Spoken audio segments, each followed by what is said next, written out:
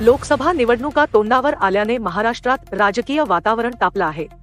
यंदा महाविकास आघाडी आणि महायुती यांच्यामध्ये खरी लढत होणार आहे। या निमित्ताने आतापासून आरोपांच्या फैरी झडत आहेत।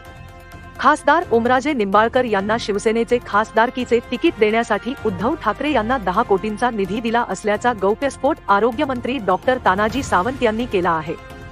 शिवसेना नेते आणि आरोग्यमंत्री तानाजी सावंत यांनी ठाकरे गटाचे प्रमुख उद्धव ठाकरे यांच्यावर सडकून टीका केली आहे।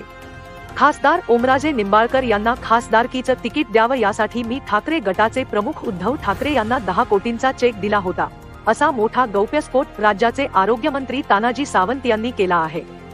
इतकेच नव्हे तर उद्धव ठाकरे मला आरोग्यमंत्री ऐवजी अयोग्यमंत्री म्हणत असतील तर तुम्ही 2019 ते 2022 या काळातील मुख्यमंत्री नसून मूर्ख मंत्री आहात।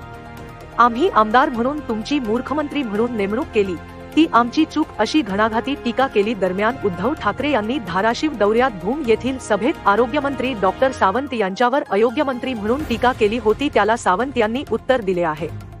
धाराशिव लोकसभा मतदारसंघात 2 दिवसीय संवाद सभेच्या निमित्ताने ठाकरे यांनी विरोधकांचा जोरदार समाचार घेतला। मागच्या वेळी वाघाऐवजी खेकड्याला उमेदवारी दिली, याबद्दल सर्वांची माफी, आता यापुढे खेकड्याला पुन्हा येऊ देणार नाही, असे म्हणत ठाकरेंनी खरमरीत टीका केली। या मतदारसंघात अस्सल वाघालाच उमेदवारी दिली जाणार असल्याचे त्यांनी सांगितले।